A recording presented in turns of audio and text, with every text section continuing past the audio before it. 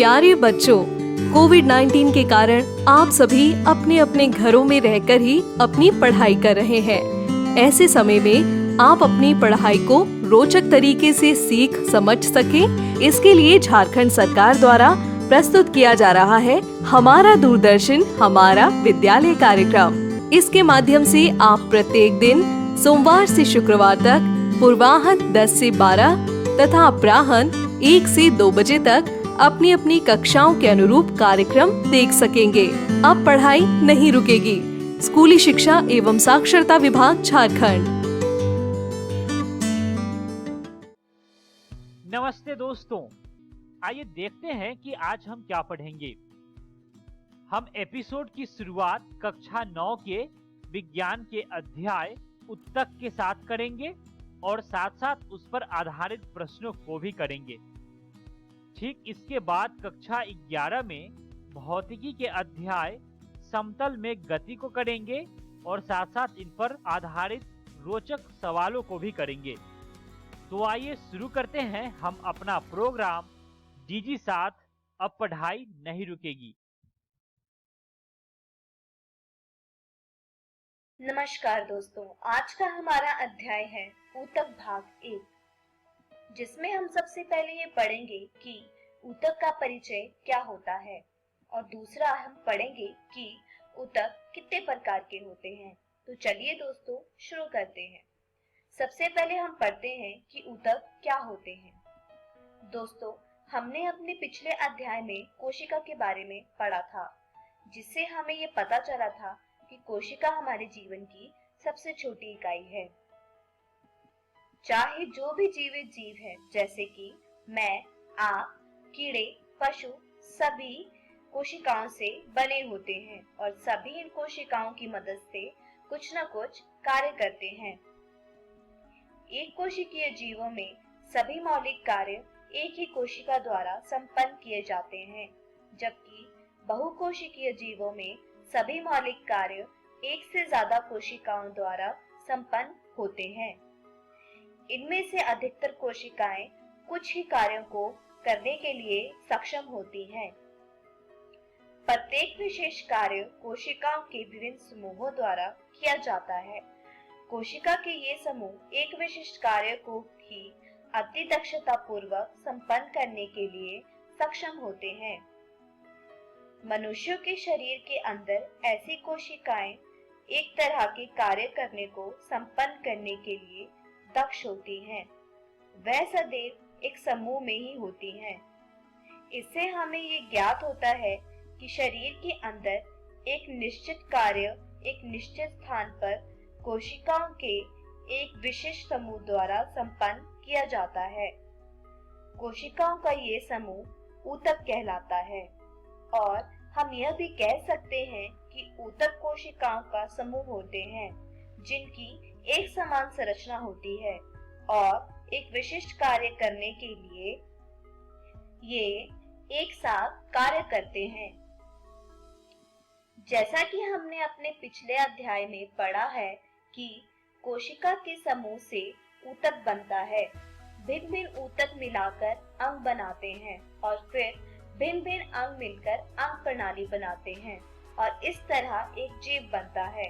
बिल्कुल इसी तरह पेड़ पौधों में भी होता है। पौधों की एक से ज्यादा कोशिका मिलकर ऊतक बनाती है और इसी प्रकार ऊतक मिलकर पौधों का एक अंग बनाते हैं, जैसे कि पत्ता, और इसी तरह एक पेड़ पत्तों से मिलकर बन जाता है। तो यदि हम देखें तो मूल इकाई तो हमारी कोशिका ही है, लेकिन कोशिका मिलाकर बनाते हैं ऊतक और ऊतक मिलकर बनाते हैं जो भी हमारे अंग होते हैं और जो भी पेड़ पौधों के अंग होते हैं। ऊतक के 2 प्रकार होते हैं, जिसमें सबसे पहला है पादप ऊतक और दूसरा है जंतु ऊतक, जिसके बारे में हम एक एक कर पढ़ेंगे। उससे पहले एक प्रश्न है कि क्या ये पादप ऊतक और जंतु ऊतक एक जैसे ही ऊतकों के समूह से बने होते हैं? तो इसका जवाब है नहीं, ऐसा बिल्कुल नहीं होता। जंतु ऊतक और पादप ऊतक अलग अलग तरह के ऊतक से बने होते हैं। इसका कारण क्या होता है, चलिए ये देखते हैं। दोस्तों, हमारे और पेड़ पौधों में बहुत से अंतर होते हैं, जैसे कि हम खा सकते हैं, खेल सकते हैं और पढ़ सकते हैं, चल भी सकते हैं, लेकिन पेड़ पौधे ऐसा नहीं कर सकते। ना तो वे चल सकते हैं, ना तो वे पढ़ सकते हैं और ना ही वे खेल सकते हैं। और भी बहुत सी चीजें हैं जो केवल जंतु ही कर सकते हैं। इसी प्रकार हम कह सकते हैं कि जंतु ऊतक और पादप ऊतक एक जैसे ही ऊतकों से नहीं बने होते हैं। दोस्तों, अब हमने यह तो जान लिया कि जंतु ऊतक और पादप ऊतक होते क्या हैं। चलिए अब यह देखते हैं कि जंतु ऊतक और पादप ऊतक के कितने प्रकार होते हैं। दोस्तों, पादप ऊतक के दो प्रकार होते हैं, जिसमें सबसे पहला है विभज्योतिक और दूसरा है स्थायी ऊतक। जंतु ऊतक के चार प्रकार होते हैं, जिसमें सबसे पहला है एपिथेलियमी ऊतक, दूसरा है संयोजी ऊतक, तीसरा है पेशीय ऊतक और चौथा है तंत्रिका ऊतक। इन सब के बारे में हम अपनी अगली वीडियो में पढ़ेंगे। दोस्तों, आज की इस वीडियो में हमने सीखा कि ऊतक क्या होते हैं और दूसरा ऊतक के कितने प्रकार होते हैं। अगली वीडियो में हम सीखेंगे कि पादप ऊतक क्या होता है और पादप ऊतक के कितने प्रकार होते हैं। दोस्तों, मैं आशा करती हूँ आपको ये वीडियो समझ आया होगा। तब तक आप अपनी पाठ्य पुस्तक से आज के पढ़ाए इन विषयों को दोहराने की कोशिश कीजिएगा। धन्यवाद।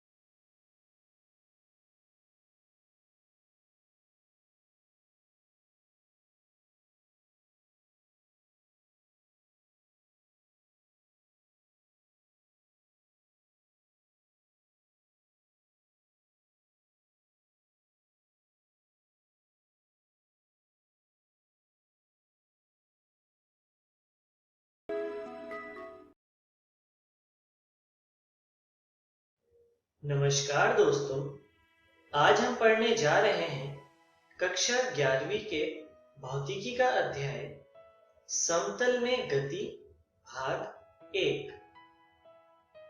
तो वीडियो शुरू करने से पहले आइए एक बार जानते हैं कि आज हम क्या क्या पढ़ने वाले हैं। तो हम शुरू करेंगे परिचय से, उसके बाद हम पढ़ेंगे सदिश तथा अदिश राशि, तथा सबसे अंत में हम पढ़ेंगे सदिशों की वास्तविक व ऋणात्मक संख्या से गुणा। तो चलिए शुरू करते हैं परिचय से। आप सरल रेखा में गति का अध्ययन कर ही चुके हैं, जिसके अंतर्गत कोई पिंड एक सरल रेखा में गति करता है और यदि इसमें आपको दिशा बतानी हो तो आप दो दिशा बता सकते हैं, जो कि होती है धनात्मक या फिर ऋणात्मक। यदि राइट हैंड साइड पिंड गति कर रहा है तो उसे धनात्मक बोलते हैं और लेफ्ट हैंड साइड गति कर रहा है तो उसे ऋणात्मक बोलते हैं। पर यदि पिंड इन दो के अलावा किसी तीसरी दिशा में भी गति करे, तब आप उस पिंड की दिशा को कैसे व्यक्त करेंगे? इसी तरह की गति के बारे में हम पढ़ते हैं समतल में गति के अंतर्गत। आइए देखते हैं एक उदाहरण से। मान लीजिए ये कोई समतल है, जैसे आपकी मेज होती है या फिर आपके घर का फर्श होता है, और इस पे कोई पिंड एक सरल रेखा में गति करता है और कुछ देर बाद वो किसी दूसरी दिशा में गति करना शुरू कर देता है। तो इस पिंड की इस तरह की गति को हम समतल में गति बोलते हैं।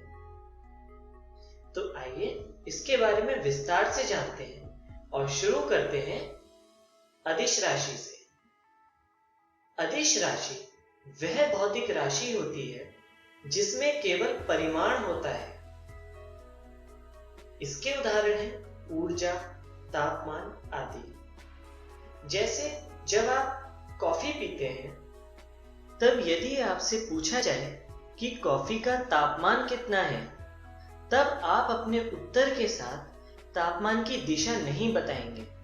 या फिर आपसे पूछा जाए कि कॉफी का तापमान किस दिशा में है, तो यह प्रश्न बहुत अजीब सा लगता है, क्योंकि तापमान की कोई दिशा नहीं होती है, इसका सिर्फ परिमाण होता है और इसलिए तापमान एक अदिश राशि होती है। अदिश राशियों को साधारण संख्याओं के समान ही जोड़ा, घटाया, गुणा व विभाजित किया जा सकता है। जैसे उदाहरण देखते हैं। यहां पर एक लंबाई L1 बराबर 10 मीटर को लिखा गया है, और यदि यहां पर एक दूसरी लंबाई को लिखें जो कि L2 बराबर 20 मीटर है, तो इनका योग प्राप्त करने के लिए इनको साधारण संख्याओं के समान ही जोड़ा जा सकता है। आइए देखते हैं। यहां पर लिखा है L बराबर L1 प्लस L2, जहां पर L L1 और L2 का योग है, और इसे हम लिखते हैं 10 मीटर प्लस 20 मीटर। तो इस तरह L का मान मिल जाता है 30 मीटर। चलिए अब आगे चलते हैं और सदिश राशि के बारे में पढ़ते हैं। सदिश राशि वह भौतिक राशि होती है जिसमें परिमाण के साथ साथ दिशा भी उपस्थित होती है। आइए इसे एक उदाहरण से समझते हैं। मान लीजिए आप बास्केटबॉल खेल रहे हैं, तो अगर आपको बॉल इस बास्केट में डालनी है तो आपको ये एक निश्चित दिशा में फेंकनी होगी, और इसीलिए इस बॉल की वेलोसिटी यानी वेग के लिए परिमाण के साथ साथ दिशा भी आवश्यक है। और इसी तरह की राशियों को सदिश राशि कहते हैं, जिसके उदाहरण हैं विस्थापन, वेग तथा त्वरण आदि। तो आइए आगे चलते हैं और स्थिति सदिश के बारे में पढ़ते हैं। एक गतिमान वस्तु के लिए स्थिति सदिश को मूल बिंदु से एक विशेष समय में कण की स्थिति की ओर खींचे गए सदिश के रूप में परिभाषित किया जाता है। चलिए इसके लिए हम ग्राफ देखते हैं। यहाँ पर हम एक क्षैतिज अक्ष लेते हैं जिसे x से प्रदर्शित करते हैं, और इसी प्रकार एक ऊर्ध्वाधर अक्ष लेते हैं जिसे y से प्रदर्शित करते हैं। ये दोनों अक्ष विस्थापन के अक्ष हैं। अब यहाँ पर हम मूल बिंदु मानते हैं जिसे 0, 0 से प्रदर्शित किया गया है और जिसे हम O बोलते हैं। अब मानते हैं कि कोई वस्तु प्रारंभ में मूल बिंदु पर थी और वह गति करती है और किसी दूसरे बिंदु P पर पहुंच जाती है, तो मूल बिंदु और वस्तु के अंतिम बिंदु के बीच बना सदिश स्थिति सदिश कहलाता है, जिसे लाल रंग के सदिश से प्रदर्शित किया गया है। यदि सदिश के परिमाण को r से प्रदर्शित किया जाए तो यह लिखा जा सकता है सदिश OP बराबर सदिश r। सदिश के ऊपर हमेशा एक तीर लगा के प्रदर्शित किया जाता है। चलिए आगे चलते हैं और विस्थापन सदिश के बारे में पढ़ते हैं। किसी पिंड की प्रारंभिक तथा अंतिम स्थिति के बीच खींचे गए सदिश को विस्थापन सदिश कहते हैं। आइए इसे भी हम ग्राफ से समझते हैं। मान लीजिए यहाँ पर कोई x एक्सिस है और यहाँ पर y एक्सिस है और मूल बिंदु को 0, 0 से प्रदर्शित किया गया है। अब मान लीजिए कोई पिंड किसी स्थिति से चलना प्रारंभ करता है जिसे A से दिखाया गया है और वह अंतिम स्थिति P पर पहुंच जाता है, तो पिंड की प्रारंभिक तथा अंतिम स्थिति के बीच खींचे गए सदिश को विस्थापन सदिश कहते हैं। यदि इसके परिमाण को D से प्रदर्शित किया जाए तो यह लिखा जा सकता है सदिश AP बराबर सदिश D। तो चलिए अब हम आगे चलते हैं और सदिशों की समता के बारे में पढ़ते हैं। यदि दो सदिशों के परिमाण व दिशा समान है तो वह दोनों सदिश समान कहलाते हैं। चलिए इस परिभाषा को एक दूसरी तरह पढ़ते हैं। यदि दो समानांतर सदिशों का परिमाण समान है तो दोनों सदिश समान होते हैं। चलिए इन दोनों के लिए हम उदाहरण देखते हैं। मान लीजिए कोई सदिश A इस प्रकार है और सदिश B इस प्रकार। तो यदि आप देखें तो सदिश A तथा B के परिमाण समान हैं तथा दोनों सदिशों की दिशा भी समान है, तो इसलिए सदिश A तथा सदिश B को हम समान कह सकते हैं। चलिए दूसरा उदाहरण देखते हैं जिसमें सदिश A इस प्रकार है लेकिन सदिश B इस प्रकार है। तो यहाँ पर सदिश A तथा B के परिमाण समान है परंतु दिशा अलग है, इसलिए यह दोनों सदिश समान नहीं होंगे। चलिए ऐसे ही हम कुछ सदिशों का उदाहरण देखते हैं जो समान नहीं होते। हमारा पहला उदाहरण इस प्रकार है। यहाँ पर आप दो अलग अलग सदिश देख सकते हैं जिसमें एक सदिश को हरे रंग तथा दूसरे सदिश को लाल रंग से प्रदर्शित किया है।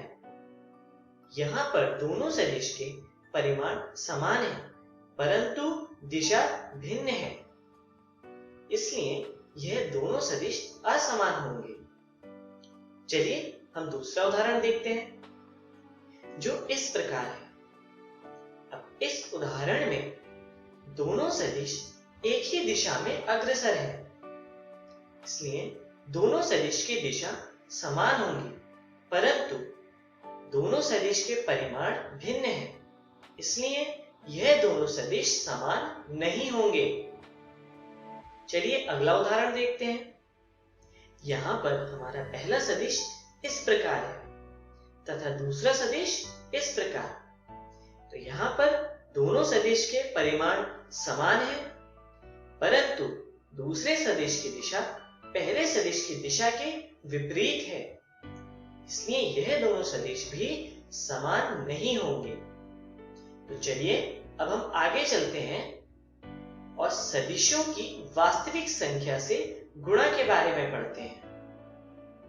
यदि एक सदिश को वास्तविक संख्या से गुणा किया जाता है तो परिणाम स्वरूप एक सदिश मिलता है जिसका परिमाण प्रारंभिक सदिश के परिमाण तथा वास्तविक संख्या के गुणनफल के बराबर होता है।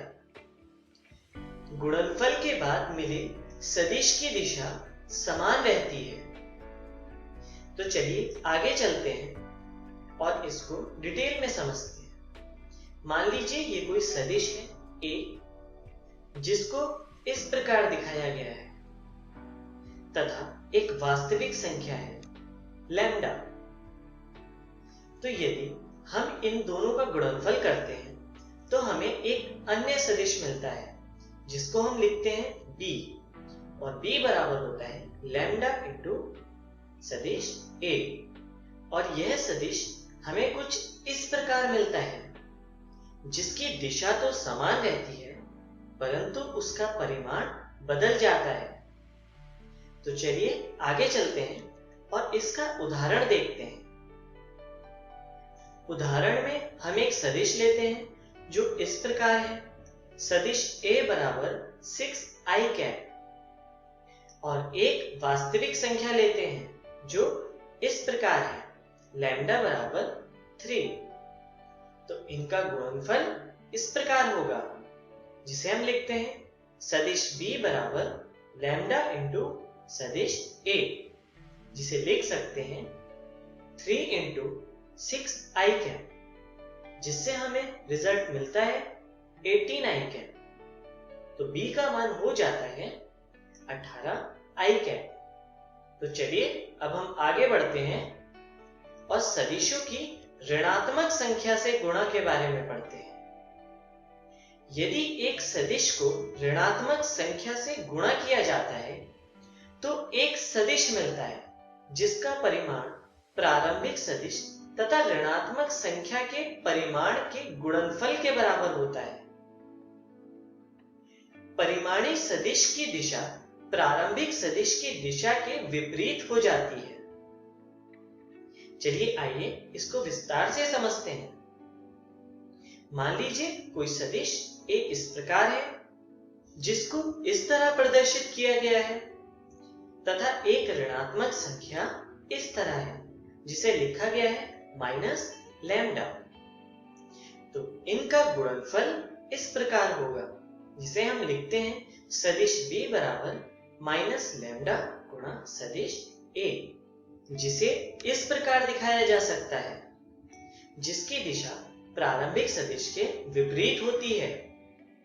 तो आइए आगे चलते हैं और इसका एक उदाहरण देखते हैं। उदाहरण में हम एक सदिश लेते हैं a बराबर 5i कैप तथा एक ऋणात्मक संख्या लेते हैं जिसे हम लिखते हैं लैम्डा बराबर -4। अब इन दोनों के गुणनफल को हम इस प्रकार दिखा सकते हैं जो कि है सदिश b बराबर लैम्डा गुणा सदिश a, जिसे हम आगे लिख सकते हैं -4 गुणा 5i कैप, जिससे हमें सदिश b का मान मिल जाता है -20i कैप। तो चलिए आगे बढ़ते हैं और जानते हैं कि आज की वीडियो में हमने क्या क्या सीखा। तो आज हमने सबसे पहले सीखा सदिश तथा अदिश राशि के बारे में। उसके बाद हमने पढ़ा सदिशों की वास्तविक संख्या से गुणा के बारे में तथा सबसे अंत में हमने जाना सदिशों की ऋणात्मक संख्या से गुणा के बारे में। तो आइए आगे चलते हैं और जानते हैं कि अगली वीडियो में हम क्या पढ़ने वाले हैं।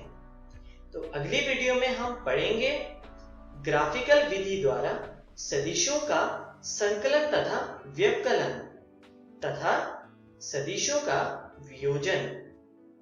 धन्यवाद।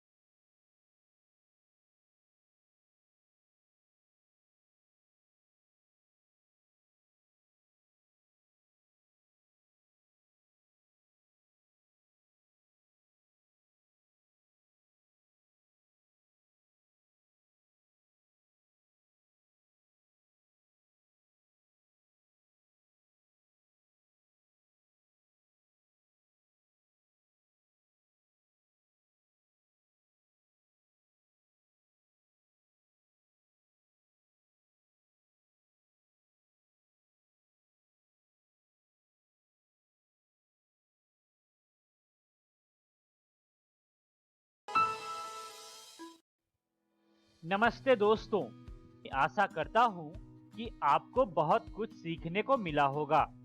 आइए देखते हैं कि आज हमने क्या क्या पढ़ा। आज हमने कक्षा 9 में विज्ञान के अध्याय उत्तक को पढ़ा, साथ साथ इन पर आधारित प्रश्नों को भी किया। ठीक इसके बाद कक्षा 11 में भौतिकी के अध्याय समतल में गति को पढ़ा, साथ साथ इन पर आधारित प्रश्नों को भी किया। आइए देखते हैं कि हम कल क्या पढ़ेंगे। दोस्तों, कल हम कक्षा 9 में सामाजिक अध्ययन के अध्याय अपवाह को पढ़ेंगे, साथ साथ इन पर आधारित प्रश्नों को भी करेंगे। ठीक इसके बाद कक्षा 11 में रसायन विज्ञान के अध्याय परमाणु की संरचना को पढ़ेंगे, साथ साथ इन पर आधारित बेहद रोचक प्रश्नों को भी करेंगे। इस प्रसारण से संबंधित सुझाव, अपने प्रश्न इत्यादि आप हमें jcertrg@gmail.com तथा टोल फ्री नंबर 1800 5728 585 पर संपर्क कर सकते हैं।